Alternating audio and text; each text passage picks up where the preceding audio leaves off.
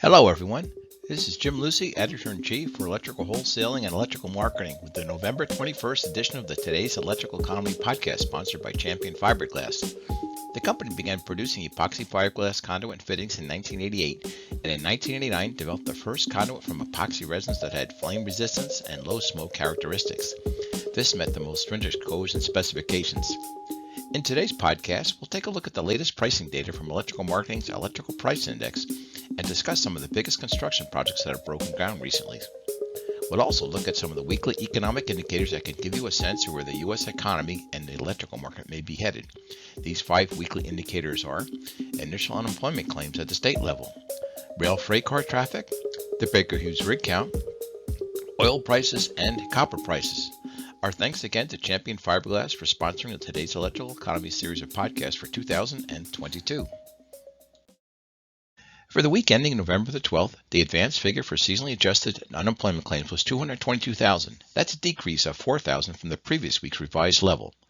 The U.S. unemployment rate is 3.7% according to the most recent data released in October. 5 states had the biggest decreases in unemployment claims for the week ending November the 12th.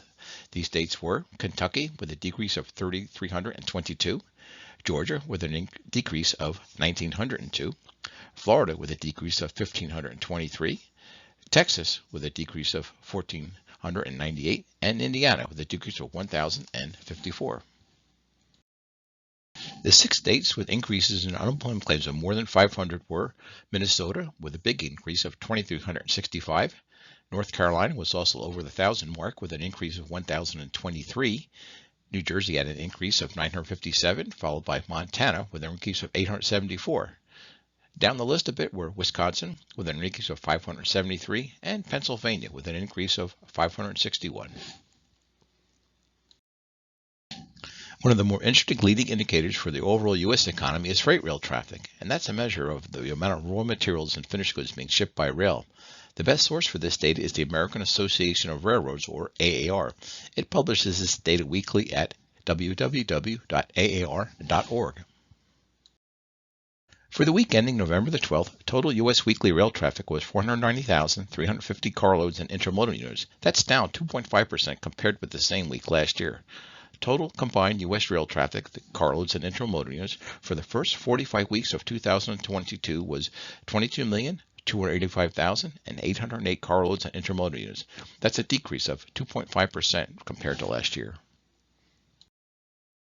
When you look at the individual freight categories in the November 12th data, you can see that once again, more of them are in the red than in the green. But there has been some positive movement in several categories. Non-metallic minerals, coal, farm products excluding grain and food, chemicals, motor vehicles and parts are all solidly in the green. Petroleum and petroleum products at minus 8.6% and metallic ores and minerals at 7.3% decline were the biggest decliners for the week. If you track the oil market, you're probably familiar with the Baker Hughes rig count. This tracks the oil and gas rigs that are operating. This data is available by state, by basin, and nationally at www.rigcount.bakerhughes.com. This slide gives you an idea of the largest oil and gas deposits. It really gives you a good sense of just how many of the large oil plays are in Texas and Oklahoma, and how big an area the Marcellus gas region covers in Pennsylvania, Ohio, and parts of West Virginia. Now let's take a look at the drilling activity on both a state basis and a basin basis. The total rig count through November the 14th on a U.S. basis is 782 active rigs. That's up 219 rigs, or 39% from this time last year. On a state basis, with 375 active rigs, Texas, as usual, is the nation's largest oil market. It also showed the biggest increase and has 104 more rigs operating now than it did at this time last year. With 71 rigs operating more than last year, the Permian Basin accounted for a big chunk of this increase. New Mexico is the only other state with more than 100 rigs operating. It has 103 rigs operating right now, and that's 20 more than last year. Oil prices have been on a bit of a downward jag over the past week or so, and the prices for West Texas Intermediate oil dipped below $80 a barrel for a few days in mid-November. They hadn't spent any time south of $80 a barrel since September, but on this Monday, November the 21st, they were at about $75 a barrel. Economists like to call copper pricing Dr. Copper because it's a leading economic indicator for future activity because it's used in so many industries. The construction industry is among one of the leading markets because of copper's wide use in wire and cable and plumbing pipe. Over the past month, copper prices have remained in a relatively narrow band between $3.60 a pound and $3.80 a pound. But with the bond, equity, and commodity markets on Wall Street being in such turmoil, in large part because of the geopolitical situation right now, we can expect more volatility in copper, at least over the short term. On November the 21st, COMEX copper prices were at $3.64 per pound. While it's a bit early to call it a definitive trend, over the last month or two, we have seen a nice dip in Electrical Marketing's electrical price index. The changes are most notable when you take a look at the year-over-year data. In October, the year-over-year data follows September's year-over-year data with another increase that was below 10%. And as you can see in the chart, the year-over-year increases started in a double-digit manner all the way back in April in 2021. In what we might call normal times, a year-over-year increase is most often around 1%. Now let's take a look at the monthly increase data. In normal times, a monthly change is usually less than 1%.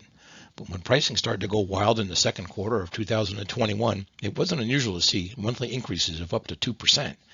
We saw a decline in the monthly increase data for October of 0.69, and since May, the monthly change has been all been below 1%. Despite the trend toward less volatile monthly and year-over-year pricing data, some electrical product categories are still in the extreme range. 12 key electrical products are still averaging year-over-year increase of better than 10%, and 7 of them are more than 17% year-over-year.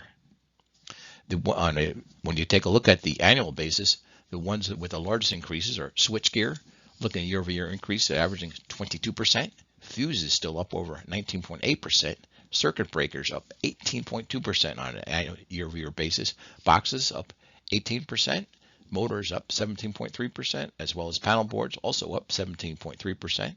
Industrial controls averaging year-over-year 17.2%. Generators at 15.6%. Fasteners up still 13.2%. Non-metallic conduit at 11.9%. And power cables, the other product, up over 10% year-over-year with an increase of 10.8%. When you take a look at the data on the monthly basis, not quite as extreme. We have power cable up 2.1% for the end of October data, transformers up 1.3%, fans and blowers up 1.1%. Those were the only categories for October that were up over 1%. As you can see, the total index for October was actually down 0.7%. Some of the products that declined more than that total index were fasteners, showing a 1.1% decline for October, non-metallic conduit down 3.6%, and conduit fittings down 4.7%. I recently updated Electrical Marketing's database of construction projects valued at more than $100 million, and I thought I would share some of the findings. The headline for what I found out is still definitely that there's tens of billions of dollars in industrial spending for semiconductor plants, electric vehicle plants, or electric vehicle battery manufacturing facilities and data centers that are already in the market on active projects or are pegged to projects that are now on the drawing boards. Let's take a look at some of the larger projects. Now let's take a look at some of these crazy big plants. The largest project that we have in our database was announced by Texas Instruments, and it said it's going to be spending $30 billion on fabrication plants in Sherman, Texas. Not quite as large, but still quite enormous. Intel is going to be spending $20 billion in Licking County, Ohio on semiconductor plants. Another huge announcement was Samsung's plans in Taylor, Texas, and that's for $17 billion worth of spending on some plants there. We have reported on this project previously, but it's too big to ignore. Ford says they're going to be spending $11 billion on multiple plants in Kentucky and Tennessee. That will be for electric vehicles and EV batteries. One of the projects very large that wasn't in this semiconductor or EV space, but is definitely worth mentioning, is the new Terminal 1 at JFK Airport that broke ground in August. That is pegged at $9.5 billion total construction spending. Another very large facility, not in the realm of EVs or semiconductors, is in Louisiana, Plaquemines Parish. Underway since October 21st is the Venture Global LNG export facility, $8.5 billion. We also have a General Motor plant multiple projects that are going to be going in, and that is for $7 billion throughout Michigan. So as you can see, we've got some pretty huge projects here, all the way going down the list, over $5-6 billion. Not at all unusual to see these plants going in. We've got a Rivian plant for $5 billion that announced in Morgan and Walton counties in Georgia, Kansas, not too far from where the Electrical Wholesaling's office is here. In DeSoto, Kansas, Panasonic announced plans just fairly recently for a $4 billion plant. We've got a plant that broke ground in Savannah, Georgia, Hyundai Motor electric vehicle plant near Savannah, $5.5 billion. So, as you can see on the slide here, we have got an enormous amount of spending on these plants. So, it's tough to say exactly which way the construction market will be going for 2023. It's going to depend a lot on region of the country, a lot on different type of construction verticals. But you can see in the manufacturing vertical why there's been so much spending and so much excitement about these plants. Not exactly sure we're going to get all the workers for these plants, but it is pretty enormous when you look at how these plants are coming into the U.S. And in many cases, it is being stimulated by some of the federal spending, the CHIPS bill, which is going to be offering some financing and tax breaks for some U.S.-based semiconductor plants in that onshoring trend. But we'll be continuing to follow these projects as they get to the break ground stage. A special thanks again to the folks from Champion Fiberglass for sponsoring our podcast series for today's electrical economy in 2022. We've got some good news that Champion will also be sponsoring this series again in 2023. So we appreciate the support and hope we're driving some great visibility for their fine lineup of products.